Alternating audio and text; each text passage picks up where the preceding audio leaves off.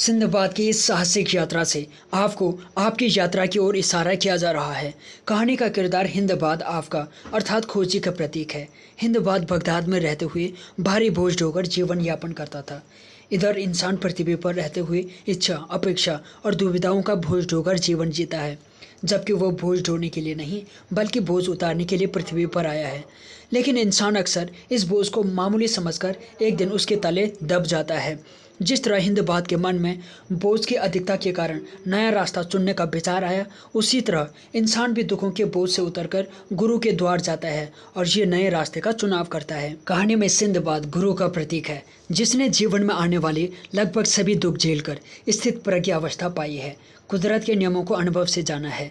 अपनी परेशानियों से थककर जब हिंदबाद ने ईश्वर के आगे गुहार लगाई, तब उसकी मुलाकात सिंदबाद से हुई। इसी तरह खोजी के मन में जब सवाल उबलते हैं, तब उसके जीवन में गुरु का आगमन होता है। सिंदबाद की कहानी सुनने के बाद हिंदबाद को अपनी गलती का एहसास हुआ कि वो व्यर्थ में ही अपनी किस्मत को खोज रहा था। उसी तरह गुरु से ज्ञान मिलने के बाद खोजी को समझ में आ जाता है कि उसकी जो भी शिकायतें थी वो कितनी व्यर्थ थी। वो जान जाता है कि उसके जीवन में जो भी चल रहा है उसका जीता जागता सबूत है उसके विचार, उसकी अपनी कल्पना, उसकी अपनी सोच। उसे सृष्टि के इस नियम का ज्ञान हो जाता है कि किसी भी घटना के दृश्य रूप में आने से पहले उसका विचारों में आना जरूरी है। हिंदबाद के मन में बोझ की अधिकता के कारण राह बदलने का ख्याल आना तेजस्थानी विचार था, जिसे उसने अंजाम दिया। इंसान के मन में कभी कभी राह बदलने का विचार आते हैं, कभी वो उनका अनुसरण करता है तो कभी छोड़ देता है। आपको तेजस्थानी विचार पहचानना सीखना आना चाहिए। तेजस्थानी विचार अर्थात वो विचार जो सीधे सोर्स से आते हैं। हिंदबाद की तरह आपको भी नए रास्ते का चुनाव करना चाहिए, और वो राह है सतराह। माया की राह को छोड़कर जब आप सतराह पर चलेंगे तो आप धीरे धीरे अपने बोझ को कम कर लेंगे। सतराह पर चलना अर्थात तुलना, तोलना, कपट, मान्यता, कल्पना, अवधारणा रहित जीवन जीना। अपने पिता की मृत्यु के बाद सिंदबाद ने अय्याशी में जीवन बिताकर पिता की सारी दौलत लुटा दी थी। कुछ समय उपरांत उसे अपनी गलती का एहसास हुआ और फिर वो दौलत कमाने के लिए व्यापार करने निकला। रास्ते में साहसपूर्ण कदम उठाकर उसने फिर से काफ़ी दौलत हासिल की। इंसान भी जब इस पृथ्वी पर आता है तो चेतना की दौलत से माला माल होता है। धीरे धीरे तुलना, तोलना, बराबरी, अविश्वास, शंका की अय्याशी में फंसकर वो चेतना की दौलत को लुटा देता है। वो फिर से अपनी दौलत पाना चाहता है। इसके लिए वो गुरु के द्वार जाता है। तब गुरु उसे अपने कट्टर विपत्तियों को तोड़ने के लिए पुरानी राह छोड़ सतराह पर चलने के लिए प्रेरित करते हैं। इस नई राह पर चलते हुए कायरता से मुक्ति पाकर उसमें साहस का गुण प्रकट होता है। यह है चेतना की दौलत का एक हीरा। इस तरह सतराह पर चलते हुए आपको अनेक हीरे प्राप्त करने हैं। सिंदबाद ने एक ऐसी यात्रा का साहस किया जहां क्या होगा खुद उसे भी पता नहीं था। अपनी पहली साहसिक यात्रा का वर्णन करते हुए उसने बताया कि कैसे उसने बेखौफ होकर अनेक भयंकर विपत्तियों का सामना किया, जिसके लिए ज़रूरत है विश्वास और समझ की। आपको भी अपने भीतर ऐसी ही साहसिक यात्रा करनी है। पृथ्वी पर अपने शरीर के सारे विकारों के होते हुए भी असली मैं की तलाश किसी साहसिक कार्य से कम नहीं है। इन विकारों से मुक्त होने के लिए नए रास्तों की जरूरत पड़ती है। ये अंदर के 7 रास्ते हैं: जप, तप, कर्म, भक्ति, ज्ञान, ध्यान और सांख्य योग। अंदर के इन 7 रास्तों पर कंटीली झाड़ियाँ उग गई हैं। इनकी छटाई करनी जरूरी है ताकि सारे मार्ग अपने आप खुलें। इन मार्गों की छटाई करने के लिए साहस चाहिए। आपको साहसी कदम उठाकर मस्तिष्क में नए रास्ते बनाने हैं, या यूँ कहिए इंसान के मस्तिष्क में ये रास्ते उपलब्ध हैं, लेकिन खोज न करने के कारण ये खोए खोए पड़े रह जाते हैं जिंदगी भर। अब विश्वास से इन्हें खोलना होगा। आपके जीवन में भी ये संभव है। ये विश्वास खुद को दिलाना है। अपने मस्तिष्क में नए आदतें डालकर नया न्यूरोपाथ रचना है। स्वयं से पूछें, नए रास्ते पर चलने से आपको कौन रोकता है? जवाब आएगा, डर, कायरता, असुरक्षा की भावना आपको नया कदम नहीं उठाने देती हैं। आप पृथ्वी की यात्रा पर निकले हैं। इस यात्रा में आपको मन की कायरता से खुद को मुक्त करना है। दिव्य गुण यानी कि साहस को प्राप्त करना है। सिंदबाद की कहानी से आपको समझ में आया होगा कि जीवन में आने वाली कठिनाइयाँ ही आपको साहस का निर्माण करने में मदद करती हैं। सृष्टि का नियम है, जितना बड़ा आपका लक्ष्य है कुदरत उतनी ही शक्ति आपको प्रदान करती है। आप पृथ्वी की यात्रा पर आए हैं और आगे बढ़ेंगे। यदि आप अपने उद्देश्य को ध्यान में रखते हुए यात्रा करेंगे तो यात्रा के आकर्षण या कठिनाइयाँ आपको कहीं भी बीच में नहीं रोक पाएंगी। कहानी में अपने पिता की सारी संपत्ति गंवा देने के बाद सिंदबाद को अपनी गलती का एहसास हुआ। वो भयभीत नहीं हुआ, बल्कि उसने नए रास्ते का चुनाव किया। परिणाम स्वरूप उसके सामने कितने रहस्य खुले। जब इंसान नए रास्ते से जाता है तो उसे नई जानकारियां मिलती हैं। हालांकि मन पुराने रास्ते से ही जाना चाहता है। आपके साथ भी ऐसा ही हुआ होगा।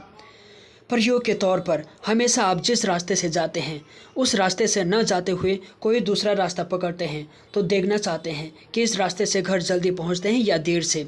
कभी कभी आपको मजबूरी में नए रास्ते का चुनाव करना पड़ता है। जैसे आप हमेशा के रास्ते से जा रहे हैं और आगे किसी रैली के कारण रास्ता बंद है।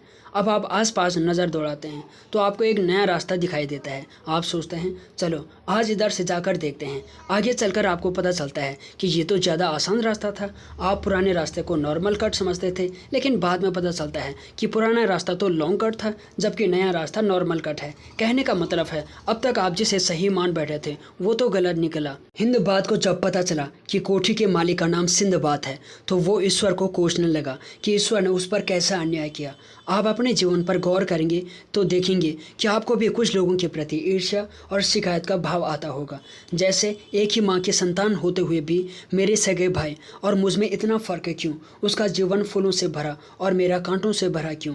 मेरे पड़ोसी की किस्मत इतनी अच्छी और मेरी इतनी बुरी क्यों है? ऐसे में आपको खुद से सवाल पूछना चाहिए कि वो ऐसा क्या जानता है जो मैं नहीं जानता हूँ? उसमें ऐसे कौन से गुण हैं जो मुझ में नहीं है? किस्मत कोई ऐसी चीज़ नहीं है जो टिपक कर आपके हाथ में आ जाती है। आपका हर डिसीजन आपकी किस्मत की नींव है। अपने पिता की सारी संपत्ति खत्म होने के बाद यदि सिंदबाद व्यापार करने का साहसी कदम न उठाता तो सोचिए क्या होता। बगदाद की गलियों में फटेहाल होकर भीख मांगते हुए घूमता फिरता। इंसान के साथ भी ठीक यही हो रहा है। चेतना की दौलत खोकर वो प्रेम, ध्यान, खुशी की भीख मांगता फिरता है और अंततः ये जान ही नहीं पाता है कि वो खुद प्रेम है, ध्यान है और आनंद है। हिंदबाद जब बगदाद की गलियों से गुजर रहा था तो उसे सिंदबाद की भव्य कोठी का दिखना, संगीत सुनाई देना, खुशबू का आना, रंग बिरंगी आकर्षण परिधान सजे लोगों का दिखना इस पृथ्वी पर मिलने वाले माया के आकर्षण का प्रतीक है। पृथ्वी यात्रा में इंसान इंद्रिय सुखों में फंसकर अपने उद्देश्य से दूर हो जाता है। इन सारे सुखों का स्वाद लेते हुए वो कब असुरक्षितता के घेरे में फंस जाता है उसे पता ही नहीं चलता है। उसे भय लगने लगता है कि कहीं ये सुख मुझसे छीन न जाए। इसीलिए वो अपने नए कार्य का चुनाव नहीं कर पाता है और धीरे धीरे कायरता का गुलाम बन जाता है। 3 अनोखी सीखें। सिंदबाद ने अपनी सारी दौलत जरूर खो दी थी, लेकिन उसके पिता की बताई हुई 3 सीखें उसने नहीं खोई थी। यही उसका मूलधन था। उन पर मनन करने से उसने नया कदम उठाया। आइए जानते हैं कि वो 3 सीखें कौन सी थी। पहली सीख है मरे हुए शेर से बेहतर है जिंदा कुत्ता। अर्थात वर्तमान में जो है वो श्रेष्ठ है। भूतकाल कितना भी आकर्षक, कितना भी शक्तिशाली क्यों ना रहा हो, मगर वो बीत चुका है। वर्तमान भले ही उतना समृद्ध ना हो, लेकिन वो भूतकाल से बेहतर तो है ही, क्योंकि वो जिंदा है। उसमें हर संभावना मौजूद है। भूतकाल पूर्ण विराम है, जबकि वर्तमान 17 का द्वार है। जब सिंदबाद की सारी दौलत खत्म हो गई, वो रास्ते पर आ गया तो उसे एहसास हुआ कि पहले मैं चाहे जितना भी ऐशो आराम में क्यों ना रहा हूँ, लेकिन अब सच्चाई ये है कि मैं एक बेहद गरीब इंसान हूँ। अपने अमीरी दूसरी सीख, महल में रहने से बेहतर है कब्र में रहना। सुरक्षित जीवन से बेहतर है चुनौतियों का सामना करना। ऐशो आराम की जिंदगी आपसे कुछ अलग नहीं करवाती, जबकि चुनौतियों को स्वीकार करना आपको बहुत कुछ सिखाता है। सिंदबाद ने अपने पहली यात्रा में काफ़ी धन कमा लिया।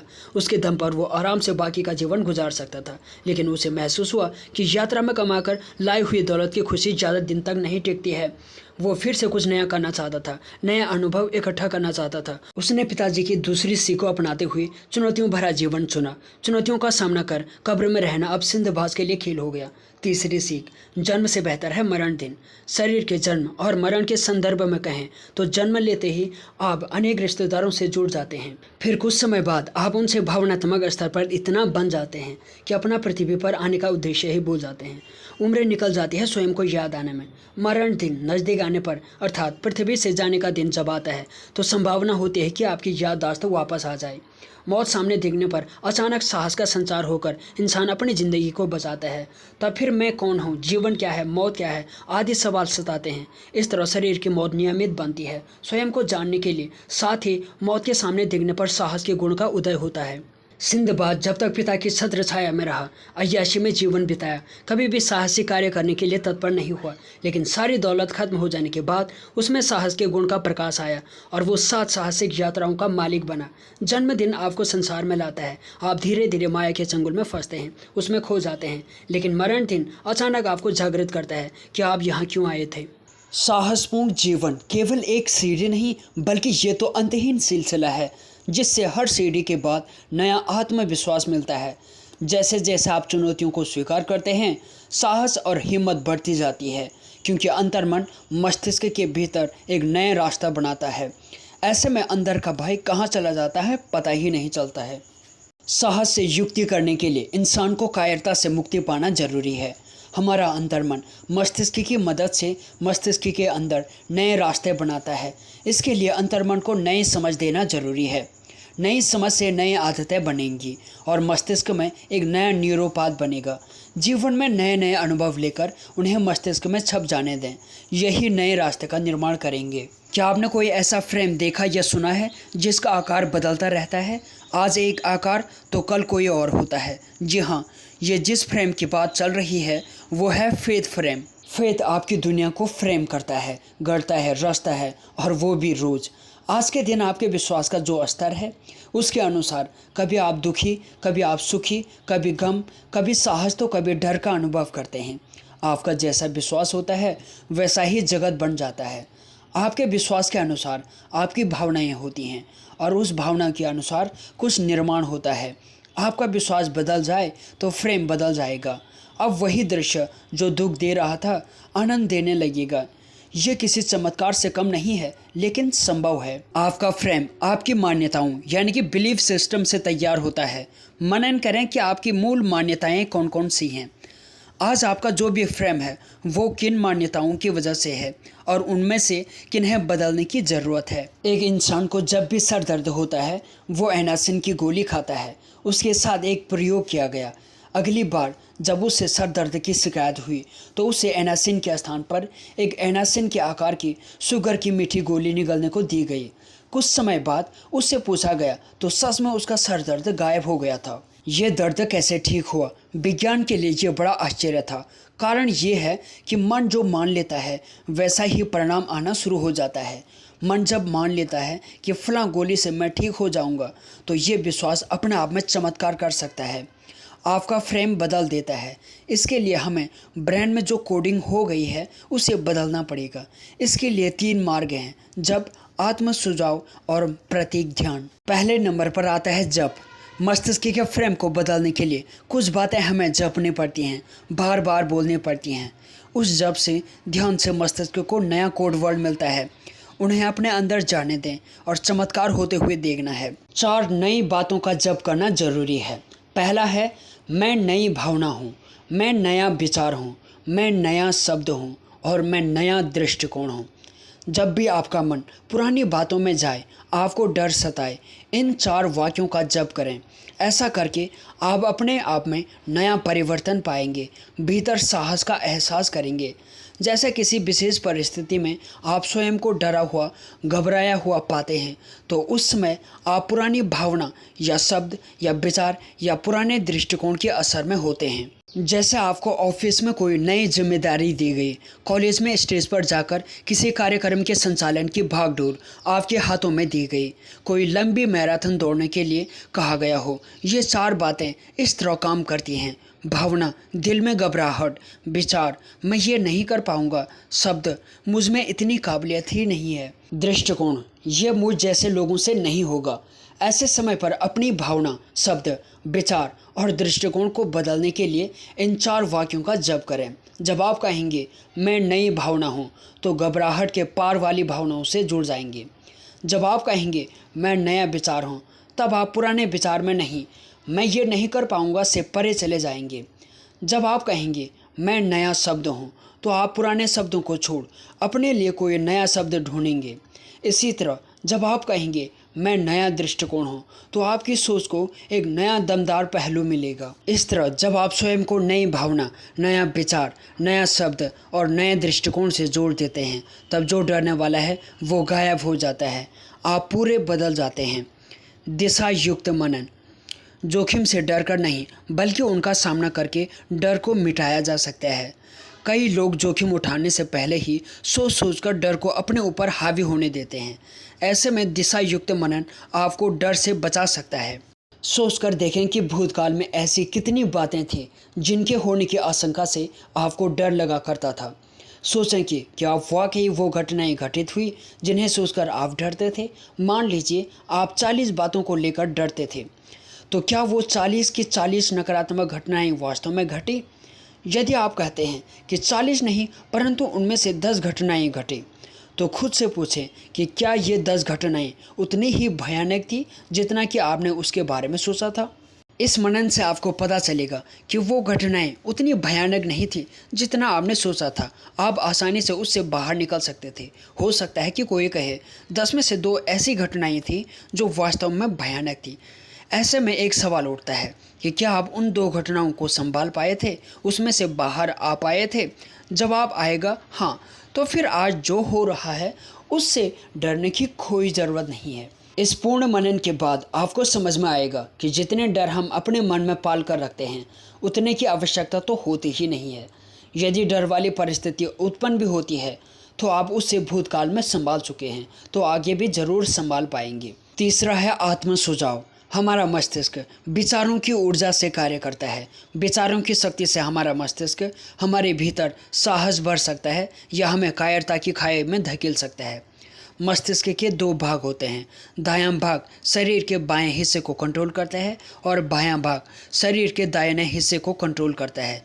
विचार मस्तिष्क को और मस्तिष्क शरीर को, शरीर इंद्रियों को और इंद्रियां संसार को चलाती हैं। इसका अर्थ संसार में अभय जीवन जीने के लिए हमें विचारों को आत्मसूचना द्वारा अनुशासित करना होगा। हमारा शरीर हमारी बात सुनता है, लेकिन ये बात हम नहीं जानते, इसीलिए हम अपने आप को कोई सुझाव नहीं देते हैं। आज से ही अपने आप को आत्म सुझाव देना शुरू करें, जैसे मैं निडर और साहसी हूँ, मैं सदा समता में रहकर अपने कार्य करता हूँ, मेरे जीवन में अच्छे लोग आ रहे हैं, दिन ब दिन मेरा मन और शरीर बेहतर होता जा रहा है, ईश्वर की अनंत शक्ति मुझे हर दिशा में हर तरह से मार्गदर्शन दे रही है, साहस मेरा जन्म सिद्ध अधिकार है। मन को जब शब्दों से ज्ञान दिया जाता है तो वो शब्दों के अपने मतलब निकालता है। हर एक के अंदर शब्दों के साथ एक अपनी परिभाषा होती है, हर एक अपना अर्थ निकालता है। इस तरह एक ही पंक्ति के अनेक अर्थ निकाले जा सकते हैं। इसीलिए जो सीख देनी होती है वो अक्सर सामने वाले तक सही मायने में नहीं पहुंच पाती है। मन, मस्तिष्क पुरानी प्रोग्रामिंग के अनुसार प्रसारित होते हैं। प्रतीकों की सहायता से हमें अपने उस प्रोग्रामिंग को बदलना चाहिए। उससे मुक्त होने पर एक दिन अचानक आप पाएंगे कि आपकी सोच का फ्रेम बदल गया है। चलिए अब जानते हैं सिंदबाद जहाज की दूसरी समुद्री यात्रा के बारे में। दूसरे दिन तय किए गए समय में हिंदबाज फिर से सिंदबाद की कोठी पर पहुंचा। उसकी अगली साहसिक यात्रा सुनने के लिए सिंदबाद के अन्य मित्र भी वहां मौजूद थे। सिंदबाद ने कहना शुरू किया, मित्रों, पहली यात्रा में मुझ पर जो विपत्तियां आन पड़ी थी उनके कारण मैंने निश्चय कर लिया था कि अब व्यापार नहीं करूंगा और अपने नगर में सुख चैन से रहूंगा। किंतु जल्दी ही निष्क्रियता मुझसे खेलने लगी, यहाँ तक कि मैं बेचैन हो गया और मैंने इरादा किया कि फिर से नई यात्रा शुरू करूंगा और नए देशों, नदियों, पहाड़ों को देखूंगा। अंत में मैंने भांति भांति की व्यापारिक वस्तुएं मोड़ ली और अपने विश्वास के व्यापारियों के साथ पुनः व्यापार यात्रा का कार्यक्रम बनाया। सारी तैयारी कर एक दिन हम लोग जहाज़ पर सवार हुए। भगवान का नाम लेकर कप्तान ने जहाज़ का लंगर उठा लिया और हम सब चल पड़े अपनी साहसिक यात्रा के दूसरे पड़ाव पर। हम लोग कई देशों और द्वीपों में गए, हर जगह क्रय विक्रय किया। फिर एक दिन हमारा जहाज़ एक हरे भरे द्वीप के तट से आ लगा। उस द्वीप में सुंदर और मीठे फलों के बहुत सारे वृक्ष थे। हम लोग उस द्वीप पर सैर के लिए नीचे उतर गए, किंतु वो द्वीप बिल्कुल उजाड़ था। वहाँ पर किसी भी मनुष्य का नामो निशान तक नहीं था, यहाँ तक कि कोई भी पक्षी दिखाई नहीं दे रहा था। मेरे साथी पेड़ों से फल तोड़ने लगे, लेकिन मैं एक झरने के किनारे बैठ गया। मैंने अपना खाना निकाल कर खाया और उसके साथ शराब भी पी ली। शराब बहुत अधिक हो गई थी, सो मैं बहुत समय तक सोता रहा। जब आँख खुली तो देखा कि मेरे कोई भी साथी वहाँ नहीं थे और हमारा जहाज़ भी पाल उड़ाता हुआ समुद्र में आगे जा रहा था। कुछ ही क्षणों में जहाज़ मेरी आंखों के सामने से ओझल हो गया। ये देखकर मैं हतप्रभ रह गया। मुझे उस समय जो दुख और संताप हुआ उसका वर्णन मैं नहीं कर सकता। मुझे विश्वास हो गया कि इसी उजाड़ द्वीप में मैं मर जाऊंगा और मेरी खबर लेने वाला भी कोई नहीं होगा। मैं चिल्ला चिल्ला कर रोने लगा, सिर और छाती पीटने लगा। मैं अपने आप को बार बार धिक्कारने लगा कि कम बखत पहली यात्रा में क्या कम विपत्तियां आन पड़ी थी कि दोबारा ये मुसीबत भी मोल ले ली। लेकिन मैं कब तक रोता पीटता। अंत में भगवान का नाम लेकर उठा और इधर उधर घूमने लगा कि कोई राह मिले तो जाऊं। जब कोई रास्ता दिखाई नहीं दिया तो मैं एक ऊंचे पेड़ पर चढ़ गया कि शायद इधर उधर कोई ऐसी जगह मिले जहां रात काट सकूं। किंतु द्वीप के पेड़ों, समुद्र के जल और आकाश के अतिरिक्त कुछ भी दिखाई नहीं दिया। कुछ देर बाद कहीं दूर से मुझे एक सफ़ेद चीज़ दिखाई दी। मैंने सोचा कि शायद वहीं ठिकाना मिल जाए, लेकिन समझ में नहीं आ रहा था कि वो क्या है। मैं उस पेड़ से उतरा और अपना बचा खुचा खाना लेकर उस सफ़ेद चीज़ के पास पहुंचा। वो एक बड़ा सा गुंबद था, लेकिन उसका कोई दरवाज़ा नहीं था। उसकी सतह चिकनी थी, जिस पर चढ़ा भी नहीं जा सकता था। उसके चारों ओर घूमने पर 50 कदम होते थे। अचानक मैंने देखा कि अंधेरा हो गया। मुझे आश्चर्य हुआ कि ये शाम का समय तो बिल्कुल भी नहीं है, अंधेरा कैसे हो गया। फिर मैंने देखा कि एक विशालकाय पक्षी, जो मेरी कल्पना में भी नहीं आ सकता था, मेरी तरफ उड़ता आ रहा है। मैं उसे देखकर भयभीत हो गया। फिर मुझे कुछ जहाज़ों के मुँह से सुनी बात याद आ गई कि रुख नामी एक बहुत बड़ी पक्षी होता है। अब मैंने जाना कि वो सफ़ेद विशालकाय वस्तु इसी मादा रुख का अंडा है। मादा रुख आकर अपने अंडे पर उसे सेने के लिए बैठ गई। उसका एक पाँव मेरे समीप पड़ गया। उसका एक एक नाखून एक बड़े वृक्ष की जड़ जैसा था। मैंने अपनी पगड़ी से अपना शरीर उसके नाखून से कसकर बांध लिया, क्योंकि मुझे आशा थी कि वो पक्षी कहीं न कहीं उड़कर जरूर जाएगा। सवेरे पक्षी ने उड़ान भरी और वो इतनी ऊंचाई तक गया कि वहाँ से पृथ्वी बड़ी कठिनाई से दिखाई दे रही थी। कुछ ही देर में वो उतरकर एक बड़े जंगल में जा पहुँचा। उसके ज़मीन से लगते ही मैंने अपने पगड़ी की गांठ खोलकर उससे अलग हो गया। उसी समय रुख ने एक बहुत बड़े अजगर को दबोच लिया और उसे पंजों में लेकर उड़ गया। जहाँ मुझे रुख ने छोड़ा था वो एक बहुत नीची और खड़ी ढलान घाटी थी। वहाँ आने जाने की शक्ति किसी भी मनुष्य में नहीं हो सकती है। मुझे खेद हुआ कि मैं कहाँ आ गया। ये जगह तो उस द्वीप से भी खराब प्रतीत हो रही थी। मैंने देखा कि वहाँ भूमि पर असंख्य हीरे बिखरे पड़े हैं। उनमें से कुछ हीरे इतने बड़े थे जो साधारण मनुष्य की कल्पना से बाहर थे। मैंने बहुत सारे हीरे इकट्ठा करके उन्हें एक चमड़े की थैली में बांध लिया, किंतु हीरों की मिलने की प्रसन्नता मेरे लिए कुछ ही देर की थी, क्योंकि शाम होते ही मैंने देखा कि वहाँ बहुत सारे बड़े अजगर और अन्य विशालकाय और भयानक सांप घूम रहे हैं। ये सांप दिन में रुख के डर से गुफाओं में छिपे रहते थे और रात को निकलते थे।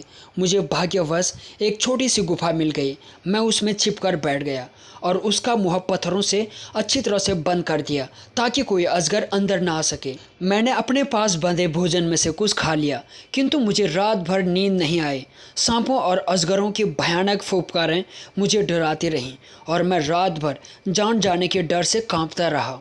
सुबह होने पर सांप फिर से छिप गए और मैं बाहर निकलकर एक खुली जगह में सो गया।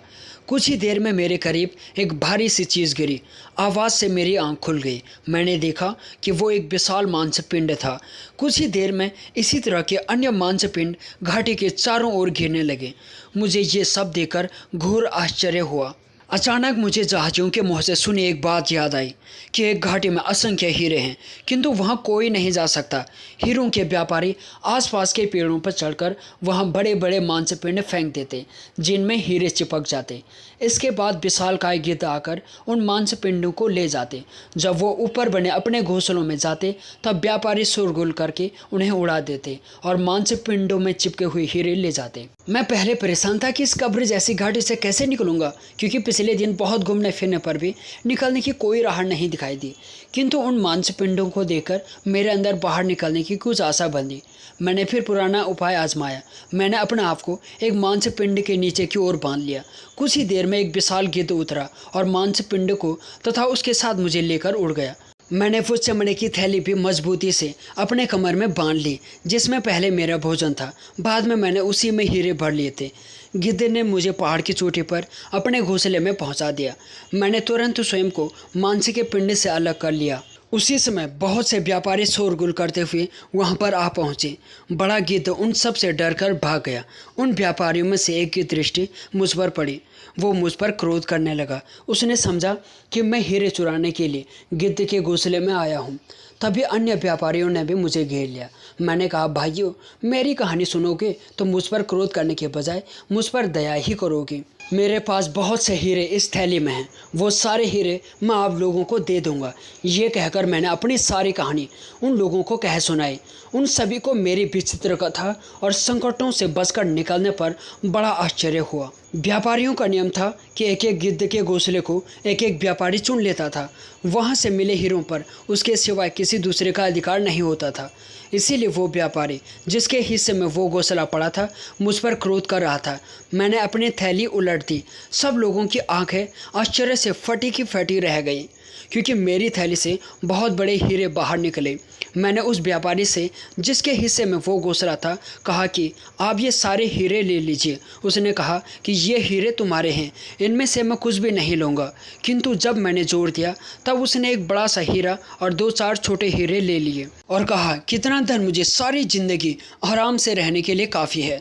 अब मुझे दोबारा यहाँ आने और हीरे प्राप्त करने की आवश्यकता नहीं पड़ेगी। रात मैंने उन्हीं व्यापारियों के साथ गुजारी। उन्होंने मुझसे विस्तार से मेरी कहानी जाननी चाहिए। उनकी इच्छा पूरी करते हुए मैंने अपनी यात्रा के सारे अनुभवों का वर्णन कह सुनाया। दूसरे दिन मैं उन्हीं व्यापारियों के साथ रोहा नामी द्वीप में पहुंचा। यहाँ पर भी बड़े बड़े सांप भरे पड़े थे। हम लोगों का भाग्य ऐसा था कि उन सांपों से हमें कोई क्षति नहीं पहुंची। उस द्वीप से होता हुआ मैं बहुत से द्वीपों में गया और अपने हीरों के बदले वहाँ की बहुमूल्य वस्तुएं खरीदी। इस प्रकार कई द्वीपों और देशों में व्यापार करता हुआ मैं बसरा के बंदरगाह और वहाँ से बगदाद पहुँचा। मेरे पास इस यात्रा में बहुत धन इकट्ठा हो गया था। मैंने उसमें से काफ़ी धन लोक कल्याण संस्थाओं को दान किया और कई निर्धनों को धन से संतुष्ट भी किया।